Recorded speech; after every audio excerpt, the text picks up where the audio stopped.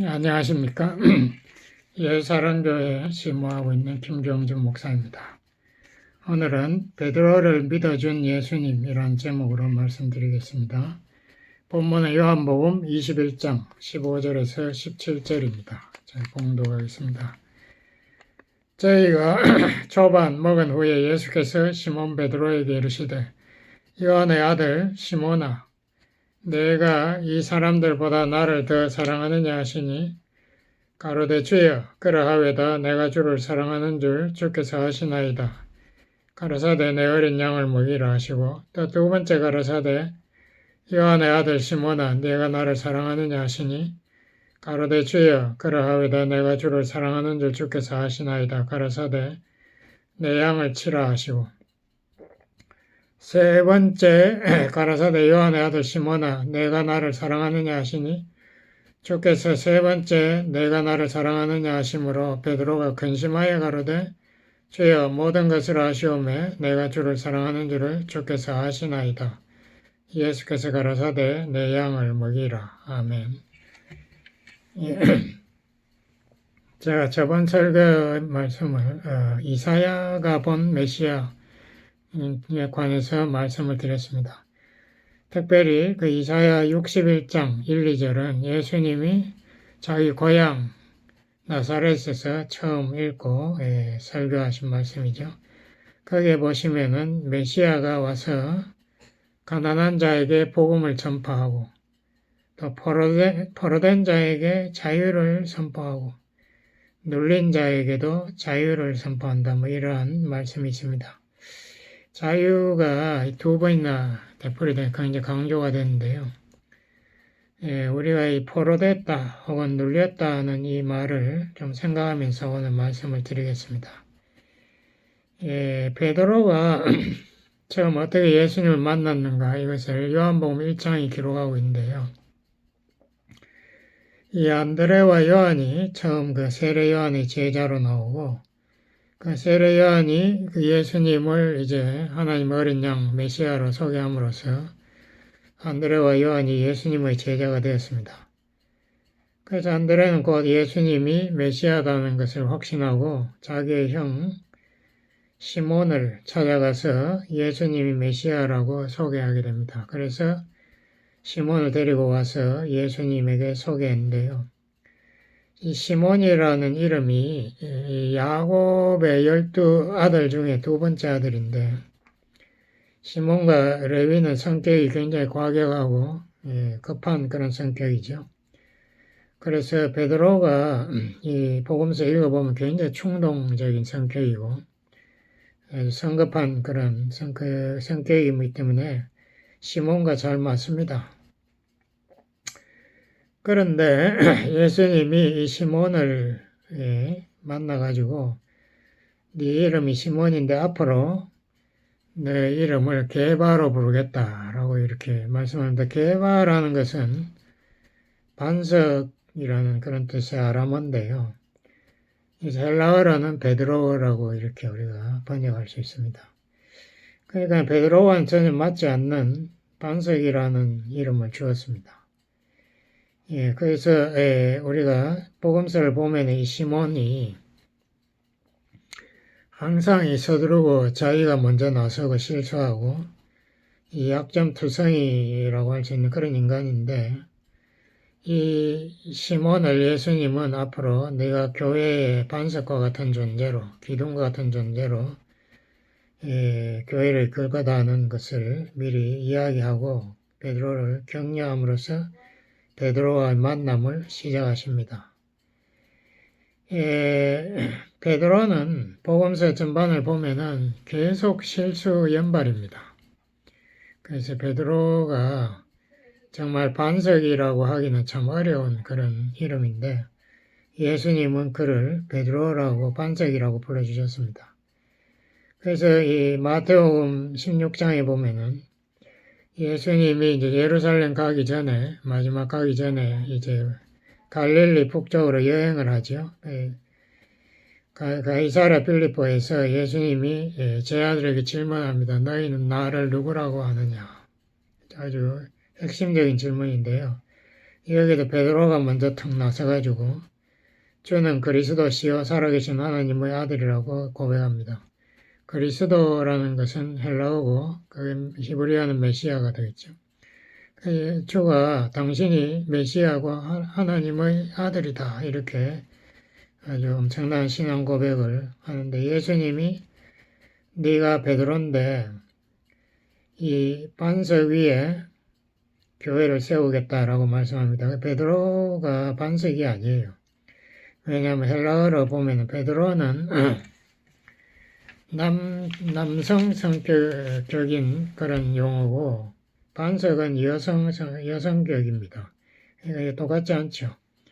그러니까 베드로 너도 이 반석과 같은 그런 많은 무리 중에 한 사람이 될 거다. 뭐 이렇게 우리가 해석하는 게 무리가 없고요.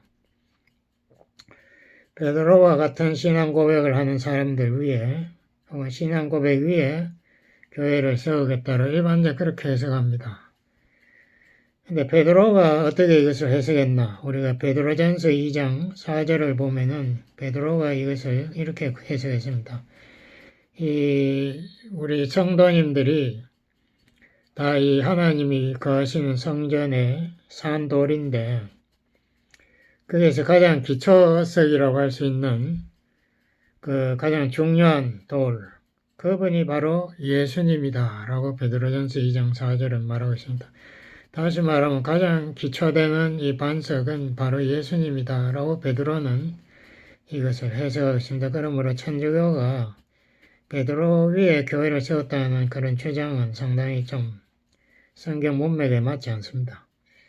그런데 베드로가 이 고백을 했을 때 예수님이 베드로를 굉장히 칭찬했어요. 너 정말 이런 중요한 신앙 고백을 했는데 이것을 내 깨닫게 해준 분은 하나님 아버지시다. 네가 하나님 아버지의 그 계시를 받아서 이 귀한 신앙 고백을 했다고 칭찬했는데요. 그 직후에 예수님이 자기가 이제 예루살렘으로 올라가면 버림받음 받고 고난과 또 죽음을 당하게 되고 또 사흘에 부활할 거다라는 예언을 합니다. 여기에 베드로가 또 탁 나와가지고 결코 주님 그런 일은 생기지 않게 하겠습니다. 자기가 책임지겠다 이 말이죠. 예수님의 그 생명을 자기가 보호하고 절대 당히 죽지 않는다고 이렇게 주장합니다. 예수님이 자기가 세상에 온 그 목적, 그것이 인류의 죄를 위해서 대신 심판받고 자기가 목숨을 바치겠다는 죄값을 지불하기 위해서 속죄의 제물이 되겠다는 이 말을 베드로가 뭐 이해를 못했으니까 그렇겠죠. 근데 하여튼 자기대로는 자기 주장이 있을 거 아닙니까? 예수님을 자기 전 직업을 버리고 따라왔으니까. 그러니까 자기뿐만 아니라 다른 제자들의 입장도 자기가 대변한 거죠. 예수님, 지금 당신이 죽으면은 당신을 보고 따라온 우리는 어떻게 됩니까? 우리도 한 자리 기대하고 따라왔는데 당신이 절대 그냥 죽게 우리가 방관하지 않겠습니다. 뭐 이러한 이야기가 되겠죠. 이때 예수님이 이 베드로를 향해서 이렇게 말했습니다. 사탄아, 내 뒤로 물러가라. 너는 나를 넘어지게 한다. 라고 이렇게 말하고 또 네가 하나님의 일보다 인간적인 계산을 앞세우는구나. 이제 치명적인 꼬질함을 했습니다. 우리가 베드로에게 예수님이 사탄아라고 했다고 우리가 생각하지는 않습니다. 베드로가 사탄이 아니니까. 그렇지만 베드로를 조절하고 있는 베드로 뒤에 있는 사탄, 그 사탄을 예수님 꾸짖었다고 우리가 생각하고요. 그렇지만 베드로는 그 사탄의 대변자 역할을 지금 한 거예요. 사탄이 예수님의 그 속죄 사역을 방해하기 위해서 가장 지금 교만에 부풀어 있는 베드로를 총동질 해가지고 지금 예수님의 사역을 방해하려고 덤벼든 거죠. 예수님이 자기가 속죄 제물이 되기 위해서 왔다. 이제 그걸 이루겠다라고 하니까 베드로는 아니요. 당신이 죽으면 안 돼요. 당신은 정치적인 메시아, 왕으로 다윗의 그 왕국을 재건해야 됩니다. 라고 이 베드로가 주장하는 거죠. 그때 예수님이 네가 나를 넘어지게 한다. 넘어진다. 영어로 stumbling block. 그러니까 걸어 넘어뜨리는 바위 덩어리다. 뭐 이렇게 해석하면 되겠습니다. 그러니까 네가 교회에 이 바탕, 기초가 되는 반석이 아니고 네가 나를 넘어뜨리게 하려는 돌 덩어리다. 그러니까 베드로가의 위치가 순간적으로 저 위에서 저 밑으로 팍 추락하는 뭐 이러한 상황이죠. 그리고 예수님도 이렇게 말했습니다. 네가 나를 따라오려거든 네 자신의 생각, 주장을 부인해야 나를 따라올 수 있다 라고도 말했습니다. 여기에서 우리가 볼 수 있는 것이 예수님이 베드로의 잘못에 대해서 단호하게 말씀하시지만 그렇다고 해서 베드로를 미워했다거나 베드로를 멀리했다 하려고 했다거나 쫓아내려고 했다 이런 말은 없어요. 베드로가 여러 번 그 후에도 실수 많이 했고 멍뚱한 말을 많이 했는데 특별히 또 치명적으로 실수한 게 예수님이 잡히는 날 밤 그때에 최후의 만찬을 하지 않습니까? 그 직후에 예수님이 이렇게 말, 너희들 다 오늘 밤에 나를 버리고 도망갈 거다. 이렇게 예언을 했는데요. 베드로가 거기에 또 탁 나섭니다. 자기가 나서가지고 이 사람들이 당신의 제자들 다 당신을 버려도 나는 결코 당신을 버리지 않습니다. 내가 죽을지언정 주를 부인하지 않겠습니다. 라고 큰 소리를 탁 칩니다. 그뿐만 아니라 베드로 예수님을 잡으러 온 이제 가룟 유다와 제사장 무리들이 다가오니까 이 베드로가 칼을 가지고 있다가 대제사장의 종 말고의 귀를 쳐버립니다. 그래서 귀가 떨어졌는데요. 하나님이 베드로의 손을 주장하셨겠죠. 베드로가 말고를 죽였다 이러면 나중에 사역하기도 크게 문제가 되는데 예수님이 그때 말고의 귀를 주워가지고 다시 붙여주고 베드로를 꾸짖었습니다. 칼로 덤비는 자는 칼로 망한다.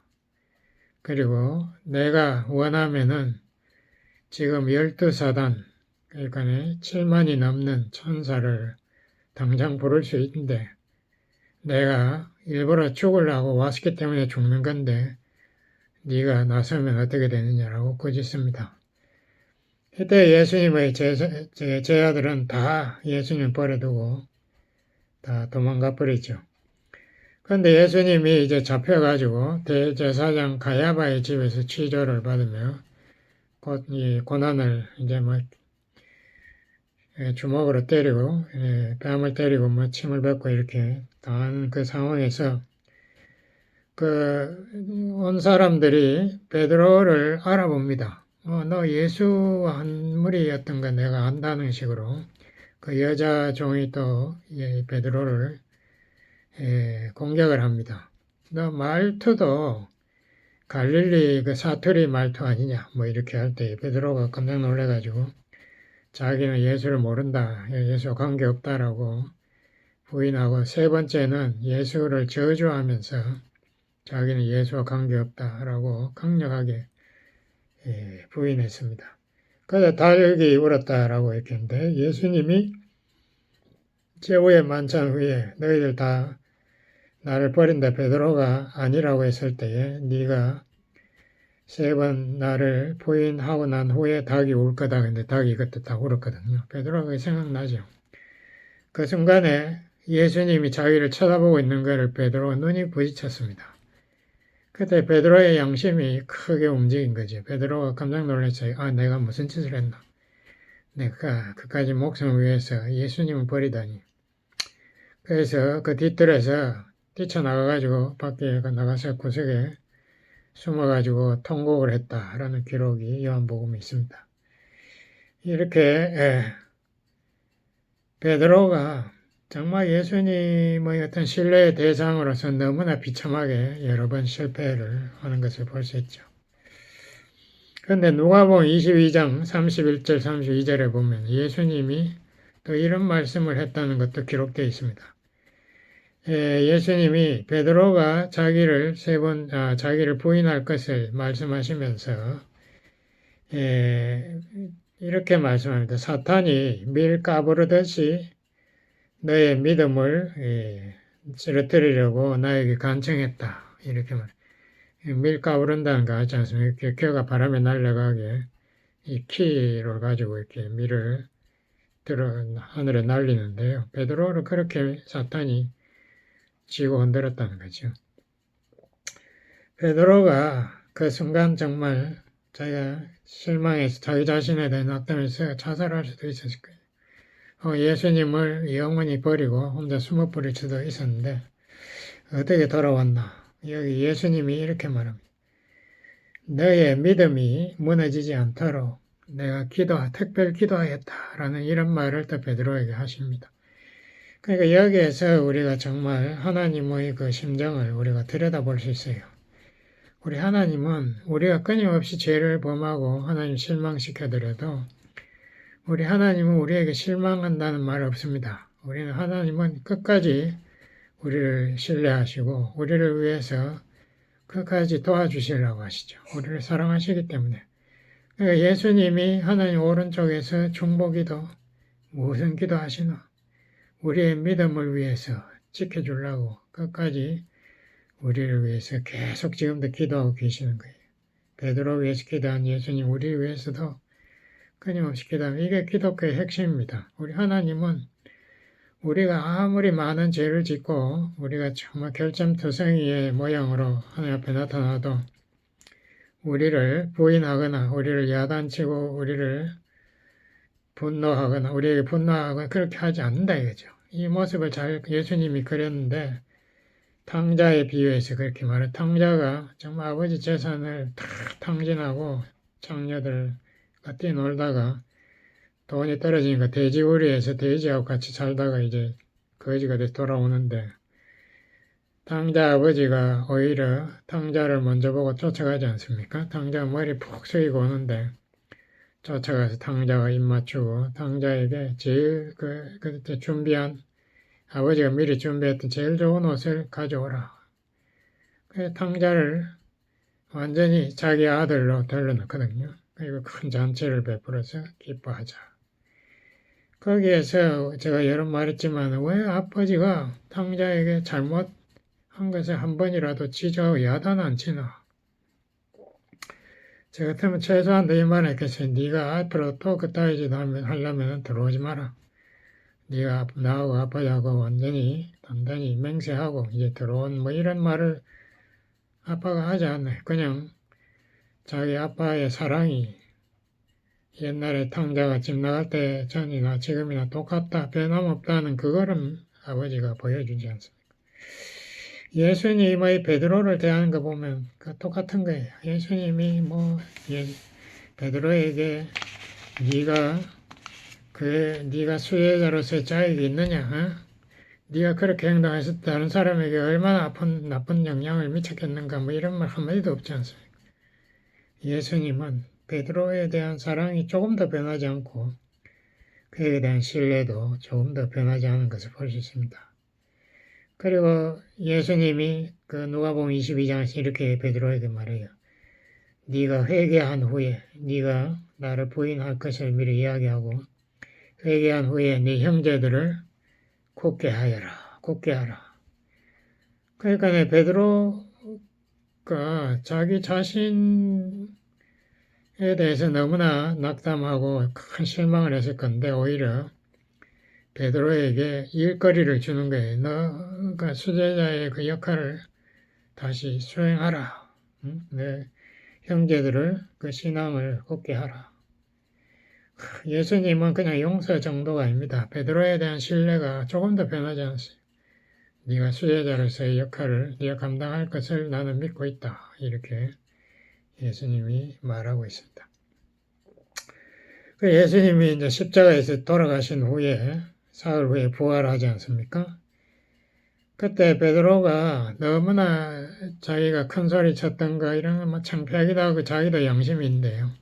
자기 자신에 대해서 너무나 크게 좌절했겠죠. 그래서 자기가 부활한 예수님도 만나 뵀지만은 자기가 할 말이 없는 거예요. 그때 아무 말도 없다가 이제 다시 자기는 업으로 돌아가겠다라고 말합니다. 다른 제자들에게.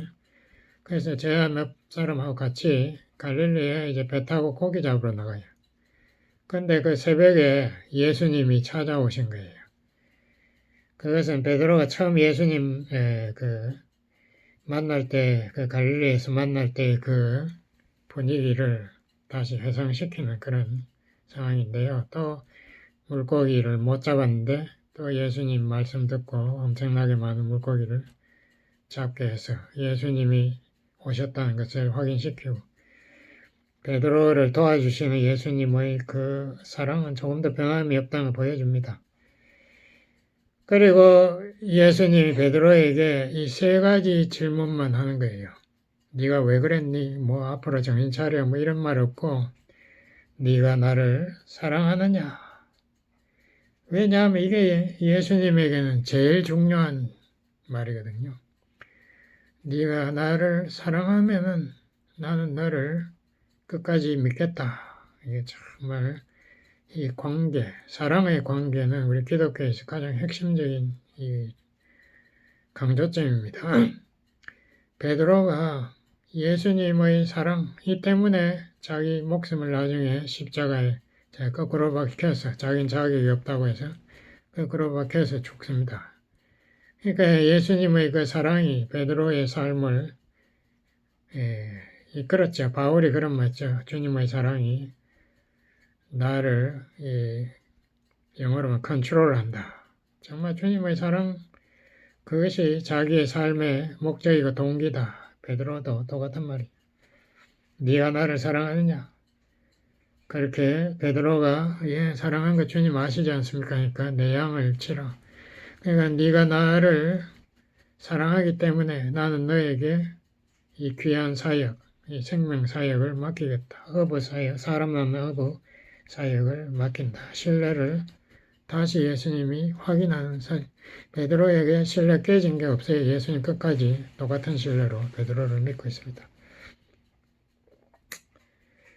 우리 하나님은 예수님과 똑같이 우리를 완전하게 사랑하십니다. 그렇기 때문에 자기의 가장 귀한 선물, 자기의 영원한 아들, 사랑의 대상, 그 아들을 십자가의 제물로 우리에게 희생시켜 주신 거죠. 그리고 예수님이 어떤 인간들을 찾아왔습니까? 이 세상 죄로 가득 찬 세상이에요. 이 세상이 뭐 하나님을 찾아서 뭐 하나님을 사랑하고 이런 세상이 아닙니다. 우리도 늘 말은 그렇게 하지만 우리도 늘 죄를 짓고 하나님 앞에 기도할 때는 우리 마음이 양심이 뜨끔뜨끔하게 이렇게 기도하는 이런 연약한 인생이다 이거예요. 그런데도 우리 하나님은 우리에 대한 사랑을 조금 더 표현하지 않는다는 것을 성경은 분명하게 기록하고 있습니다. 제가 대표적인 구절 하나 제가 봉독하면요. 히브리서 10장. 히브리서 10장은 정말 구약과 신약을 연결한 가장 중요한 장인데요. 여기 10절부터 제가 봉독하겠습니다.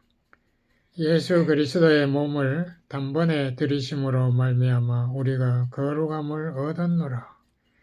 그래서 우리가 뭐 예수님의 뜻을 잘 순종함으로 거룩함을 얻었다가 아니고 예수님이 우리의 죄값을 다 지불함으로 우리가 그 믿음으로 우리가 거룩하게 되었다. 그러니까 내가 지금 그러면 죄 안 짓나? 그게 아니지 않습니까? 내가 거짓말도 하고 미워하고 죄를 짓는데도 내가 하나님 앞에 그 거룩하신 하나님의 거룩함을 얻었다. 제사장마다 매일 서서 섬기며 자주 같은 제사, 동물 제사, 속죄 제사를 드리되 이 제사는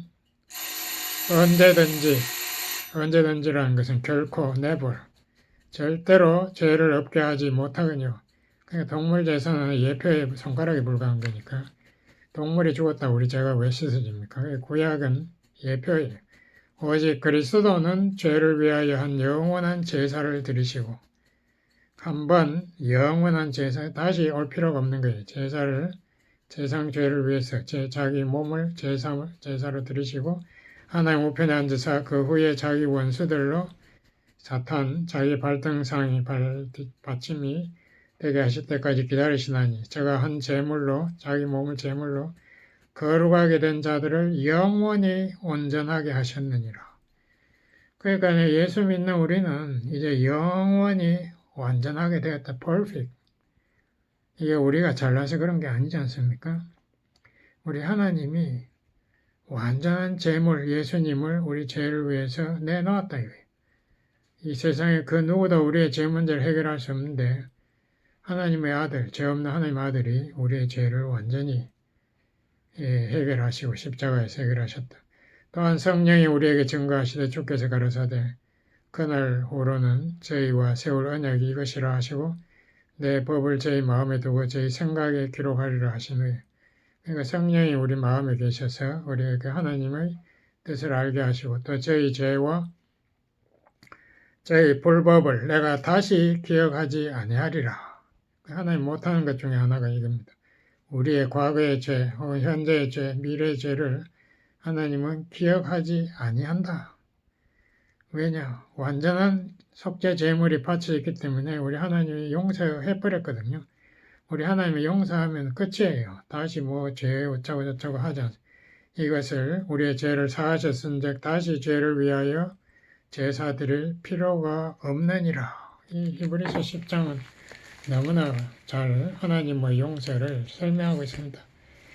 예수님이 우리의 죄 문제를 해결하고 이제 성천 하나님의 오른쪽에 올라가셨다라고 이 사도행전 기록하고 있는데요. 누가복음도 그 기록하고 있는데, 그럼 예수님 지금 뭐 하시는가? 우리가 요한일서 그 2장 제가 한번 읽어보겠습니다. 요한일서 1장도 중요하죠. 우리 죄 문제를 우리가 자백할 때에 우리의 양심, 죄책감이 다 씻어진다. 그것도 1장 9절이 말하고 있습니다. 만약 우리가 우리 죄를 자백하면 저는 미쁘시고 의로우사 우리 죄를 사하시며 모든 불의에서 우리를 깨끗게 하실 것이요 모든 불의에서 우리 마음이 깨끗해진다. 하나님과 교제하게 한다.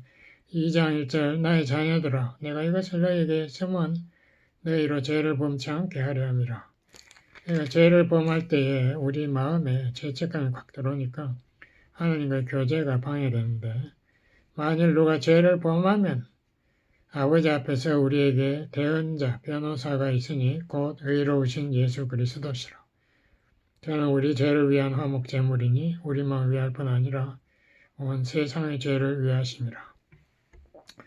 그래서 예수님이 하나님 아버지 앞에서 우리의 변호사가 되어서 우리의 죄를 자기의 피값으로 용서해 달라라는 기도를 계속 하신대. 물론 하나님이 이미 용서하셨지만 그것을 예수님은 계속 기도하심으로 우리가 죄사함 받은 확신도 확인해 주시고 또 우리의 믿음이 떨어지지 않도록 베드로를 위해서 기도한 것처럼 우리를 위해서 기도하신다. 이게 우리 하나님의 완전한 사랑입니다. 우리 하나님은 절대 우리가 죄지었다, 실수했다, 넘어졌다고 해가지고 실망하지 또 우리를 버리시려고 우리를 의심하거나 이렇지 않는다. 우리가 이러한 하나님의 사랑을 받았다 이거죠. 그러니까 우리 기독교의 이 사랑이나 용서는 차원이 다릅니다. 인간적인 사랑이나 용서는 조건적이죠. 네가 잘하면 내가 용서하나, 네가 다시 그런 짓을 안 하겠다고 하면 사랑해주면 어쩌고 하지만 그건 조건적이 아니고 이건 영원한 사랑, 영원한 용서 이런 것을 이야기하는데 이것이 우리만 받을 것이 아니라 다른 사람과의 관계에 있어서도 우리가 조건적인 용서나 사랑을 하지 마라. 우리가 하나님에게 받은 사랑, 그것처럼 우리도 서로 용서하고 받아들여야 한다. 에베소 4장 32절 그렇게 말하고 있습니다. 이것이 우리 기독교의 이 아가페 사랑입니다. 다른 종교에 찾을 수 없어요. 이런 것은 모든 인간적인 것은 다 조건적인 건데 우리 기독교는 절대적인 그냥 하나님께서 우리를 완전히 받아주시고 우리는 밤낮 넘어지는 연약한 인간을 우리 하나님께서 자기 아들처럼 우리를 사랑하시고 받아주시고 우리를 위해서 기도하시는 분이시다. 기도하시겠습니다. 아버지 하나님 감사합니다. 하나님의 그 영원한 사랑, 그 영원한 용서를 우리가 확신하고 우리가 하나님을 믿으며 이웃을 또한 이런 영원한 용서와 사랑으로 대할 수 있게 도와주세요. 예수님 이름으로 기도드렸습니다. 아멘.